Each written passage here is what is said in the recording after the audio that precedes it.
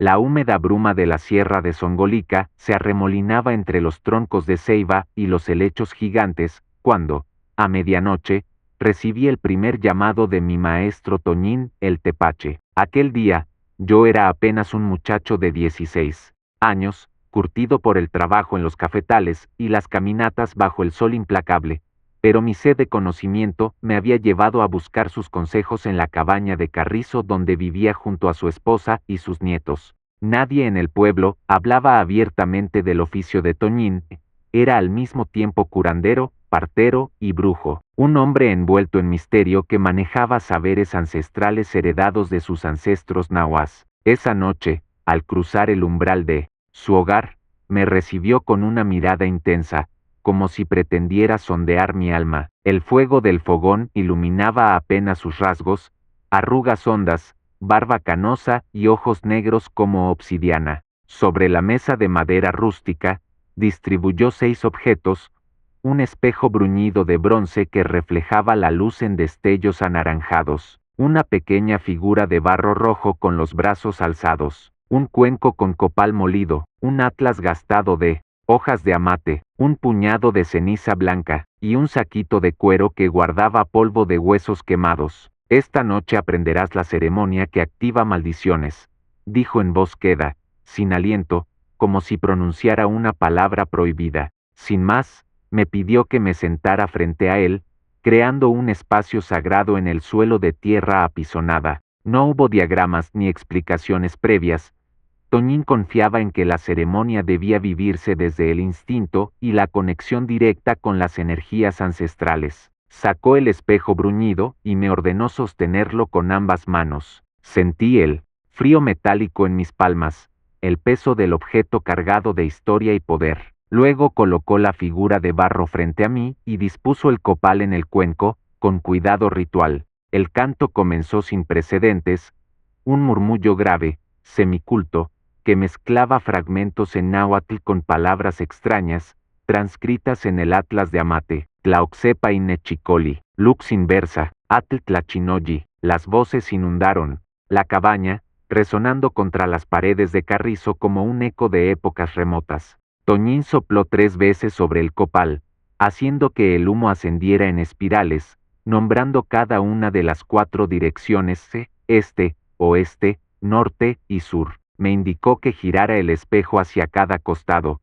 atrapando el humo como si lo retuviera en su interior. En ese momento, entendí que el espejo no era un simple reflejo, sino un canal que proyectaba la intención maldita hacia el objetivo invisible. Sin advertencia, mi maestro tomó el saquito de ceniza y lo esparció en círculo alrededor de nuestros pies, marcando los límites de un espacio de poder. Luego me entregó la figura de barro. «Esta eres tú y quien desees maldecir», susurró. Sentí entonces un estremecimiento frío recorrer mi columna vertebral. Con voz firme agregué el nombre de un antiguo enemigo, un terrateniente que abusaba de mi comunidad, y lo pronuncié en español, mezclándolo con la sílaba maldita en náhuatl, Pacaa. 3 veces repetí aquel sonido gutural, como si invocara un conjuro olvidado por el tiempo. Fue entonces cuando Toñín me entregó la daga ceremonial, una pieza de obsidiana pulida, tan afilada que la punta brillaba como un rayo plateado. «Corta un trazo en la pieza de barro», ordenó. Con manos temblorosas, ejecuté un corte superficial que dejó un surco rojo donde brotó un líquido oscuro. El brillo de la obsidiana y la fibra sanguinolenta en la arcilla formaron un contraste sobrecogedor. En ese instante, la brisa que entraba por la puerta de Carrizo se detuvo, y un silencio sepulcral invadió la cabaña. Toñín recogió la figura y la arrojó al centro de la pequeña hoguera que había encendido minutos antes. Las brasas encendidas chisporrotearon al contacto con la arcilla húmeda, liberando un humo espeso teñido de rojo. «Tu maldición ya viaja por el viento y la tierra», dijo con solemnidad. El crujido del barro al romperse se fundió con el golpe lejano de un tambor, como si la selva misma latiera en respuesta. Las horas siguientes me enseñaron las consecuencias inmediatas. En los días que siguieron, supe de extrañas muertes de ganado, de enfermedades repentinas y de conflictos internos en la familia del terrateniente. No afirmo que yo fuera el único responsable. La ceremonia formaba parte de una red de creencias compartidas, pero comprendí que aquel rito ancestral, concebido para restaurar el equilibrio moral, podía volverse un arma letal de venganza y control. Esa primera experiencia marcó mi destino. Aprendí que el poder espiritual no es un juego y que desatar fuerzas invisibles implica un precio que trasciende el mundo material. Al dejar mi condición de brujo en 2005, tomé la decisión de revelar este conocimiento para que nadie más utilizara la ceremonia con fines egoístas o vengativos. Si te impacta este testimonio y deseas adentrarte en la historia secreta y persecuciones que siguieron la ceremonia, suscríbete al canal y déjame tu comentario. ¿Qué reflexión te genera el uso de lo sagrado para hacer el mal? Suscríbete para no perder el próximo capítulo, donde exploraremos el origen prehispánico y la transformación colonial de este rito ancestral. La ceremonia ancestral de maldiciones que Toñín me enseñó no nació con los conquistadores ni fue un invento de la Sierra de Songolica. Sus raíces se hunden en los albores de la civilización mesoamericana, donde el poder de la palabra y la materia se entrelazaba con el tejido mismo de la realidad.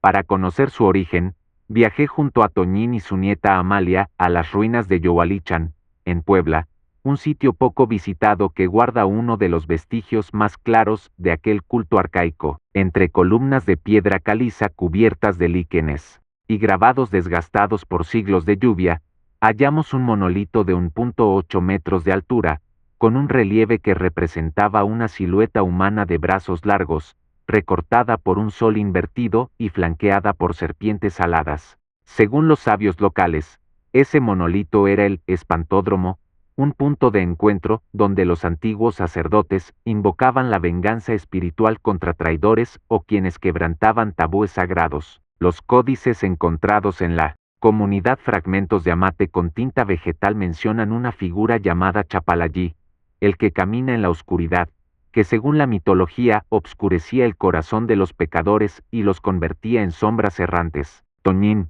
alzó su báculo de madera de cedro y susurró una plegaria en náhuatl antes de rozar el monolito con la palma de su mano. Sentí el frío de la piedra, la vibración tenue como un susurro de viento muerto. Fue entonces cuando me relató cómo los españoles, en su afán de extinguir lo que consideraban brujería pagana, habían profanado aquel lugar en 1573. El fraile Fray Diego de la Cruz, a cargo de la evangelización de la región, ordenó romper el relieve con martillos y fundir el monolito para construir un retablo en la iglesia de la vecina Tecamachalco. Solo un fragmento, ese que tocábamos, quedó sepultado bajo marchitas ofrendas coloniales. Con los ecos de aquel pasado prehispánico retumbando en mi pecho, Toñín me llevó a Guadalajara, donde un coleccionista privado guardaba un códice completo de 20 páginas de amate. El códice, importado clandestinamente de Chiapas en 1658, describía las sílabas de poder originales que, al pronunciarse, abrían y cerraban los portales espirituales. Los glifos y las instrucciones del códice coincidían sorprendentemente con la sílaba maldita que yo había recitado la noche de mi iniciación, una solitaria línea de símbolos que se traducía en formas más primitivas en Paca, el fuego de la venganza. Sin embargo, algo había cambiado. Los maestros prehispánicos modelaban la figura de barro con arcilla negra y la sumergían en aguas del cenote sagrado de Chicomostoc, creando un vínculo purificador. En mi ceremonia veracruzana, la arcilla era roja y la figura nunca tocaba el agua. Al contrario, se exponía al fuego de venganza. Toñín explicó que tras la conquista y las misiones franciscanas, la materia ancestral fue reinterpretada como instrumento de control colonial. El agua de cenote pasó a simbolizar la purificación católica, mientras el fuego oscuro se convirtió en la manifestación de la ira divina, sin distinción entre el bien y el mal. En las crónicas de Fray Bernardino de Sahagún, escritas en náhuatl y español, aparece el testimonio de un informante indígena, que comentaba la existencia de un rito de obra sangrienta contra acaparadores de maíz. Pero la Inquisición novohispana, temerosa de escándalos, omitió esas referencias en sus autos de fe, prefiriendo condenar a los brujos por herejía satánica sin reconocer la continuidad cultural. Para compensarlo, construyeron una pequeña capilla dedicada a San Miguel Arcángel encima de la zona ritual, sellando el dolor ancestral bajo piedra nueva y rezos católicos. Mi investigación me llevó también a Oaxaca, donde examiné un códice mixteco que describía un corte lingüístico esencial. La sílaba de venganza debía integrarse con el tono grave del tambor cerámico, replicando el latido del corazón humano. Esa resonancia, al unirse al eco del monolito o del sillar de un antiguo templo, producía un efecto vibratorio que se sentía en el vientre de quien asistía al rito. Hoy, cuando inocé el tambor de cuero en la ceremonia de Toñín, comprendí que no era simple folclore, sino el resultado de siglos de refinamiento espiritual y sonoro. Así, la ceremonia ancestral conserva su esencia dual, por un lado, un mecanismo de justicia comunitaria primitiva, reconociendo faltas graves y buscando reparación espiritual. Por otro, una forma de poder coercitivo que, al distorsionarse, se convierte en un arma de manipulación. Con el paso del tiempo, ese rito antiguo fue moldeado por el miedo colonial, ensombrecido por la persecución inquisitorial y finalmente rescatado en una versión moderna,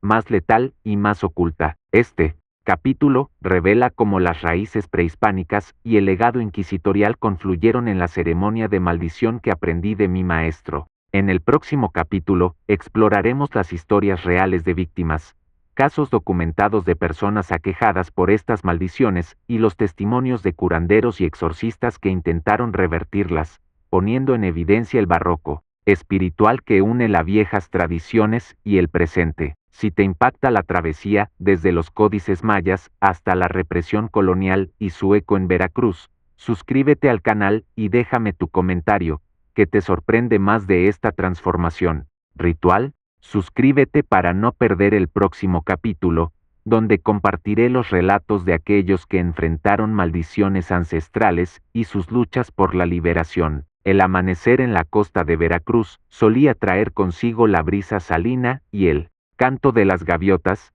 pero para doña Mercedes Ávila, desde que aquel saquito de ceniza llegó a su umbral, la aurora se convirtió en un presagio de pesadilla. Mercedes, una maestra jubilada de Cardel, jamás imaginó que una disputa vecinal por una parcela de terreno la arrastraría a la oscuridad de la maldición ancestral. Todo empezó cuando, tras discutir con su vecino por unas raíces de sasa, invadiendo su jardín, aquel hombre acudió a un brujo para ajustar cuentas. En menos de una semana, Mercedes comenzó a experimentar dolores punzantes en la sien derecha, como si un punzón caliente la atravesara cada vez que el viento soplaba del sur. El crepúsculo del tercer día fue especialmente dramático. Al caer la tarde, Mercedes se hallaba barriendo la entrada de su casa cuando vio el centelleo de una sombra moviéndose tras el espejo bruñido de forma inexplicable.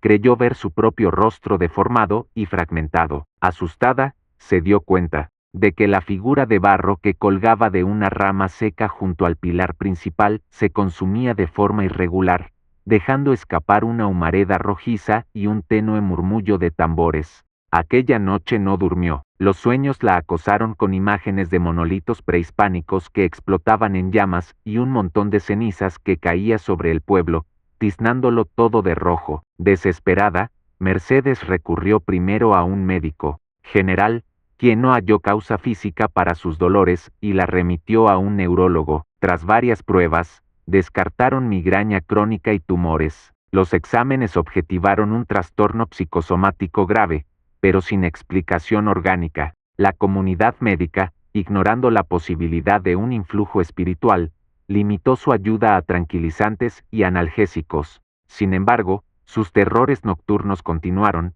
y las tensiones con su vecino aumentaron al sentirse culpable por no poder resolver el conflicto de forma más civilizada. Fue entonces cuando doña Mercedes escuchó hablar de don Cirilo, un curandero de la sierra de Zongolica que, según decían, conocía cara a cara el proceso de limpia para contrarrestar el rito de maldición. Con la ayuda de varios familiares, viajó en guagua hasta Tlacotalpan y luego tomó un cohetón hasta un paraje olvidado donde don Cirilo atendía a media docena de pacientes al mismo tiempo. Al llegar, se encontró con un alboroto de tambores, humo de copal y rostros pintados de azul, amarillo y negro. Allí, un hombre alto, enjuto, de mirada penetrante, los recibió sin preguntas.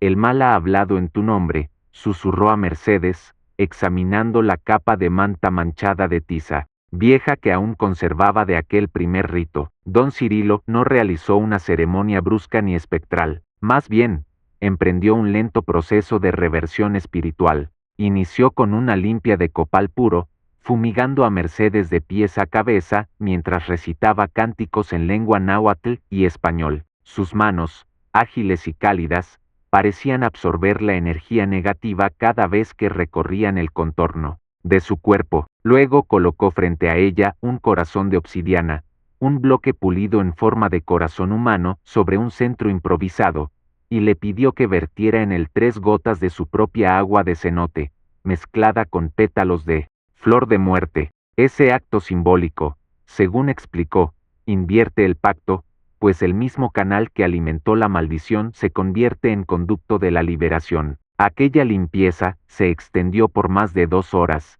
entre susurros de oraciones y golpes rítmicos de tambor que iban bajando en intensidad hasta extinguirse como un latido calmado. Mercedes sintió entonces un zumbido interno que ascendía desde sus pies y llegaba a su cabeza, un cosquilleo levemente placentero, opuesto al dolor punzante que había conocido. Don Cirilo le entregó luego un pequeño saquito con ceniza de copal bendecido y cristales de cuarzo para que lo colgara en su puerta, y la instruyó a rezar un Padre Nuestro en náhuatl cada amanecer durante 7 días. El mal regresa si no ofrendas también tu voluntad de sanar, le advirtió con amabilidad grave. Al volver a su casa, Mercedes comprobó que el espejo bruñido había perdido su brillo maligno, ya no reflejaba sombras extrañas, sino únicamente el reflejo claro de la pared.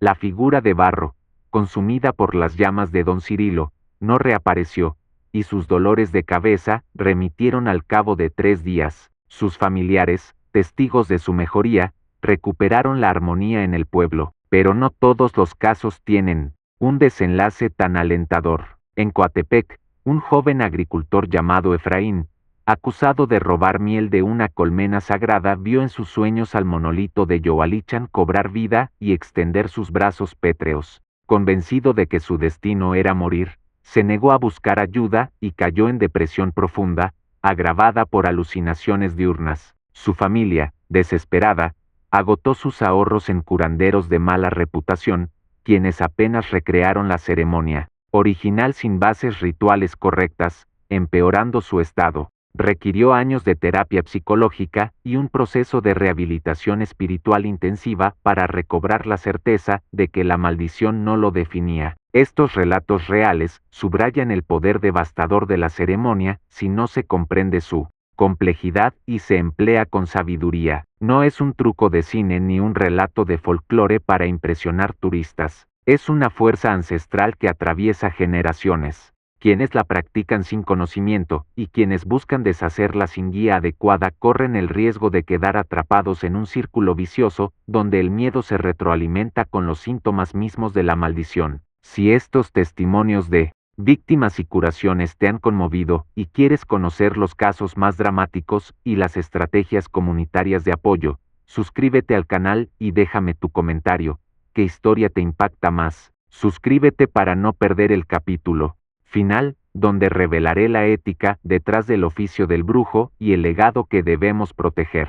Con mi voz temblando, encendí la última vela de copal frente al espejo bruñido de bronce. Había recorrido un largo camino desde aquella primera noche en la cabaña de Toñín, mi maestro. Ahora, convertido en ex brujo, sentía la responsabilidad de cerrar este ciclo de conocimiento con una reflexión sobre la ética del oficio y el legado que de ella debe surgir en las comunidades de Veracruz. Recordé a doña Mercedes, cuya vida pendió de un hilo hasta que un auténtico sabio intervino. Pensé en Efraín, el joven atormentado, sentado en un rincón oscuro, al que solo la empatía logró devolver un rayo de esperanza, y evoco también a todos los que, como yo en un inicio, usaron el poder ancestral para manipular, amedrentar o vengar agravios personales. Hoy sé que el brujo no es un mero hechicero ni un charlatán, es un custodio de fuerzas invisibles, y como tal, está llamado no solo a desatar la potencia espiritual,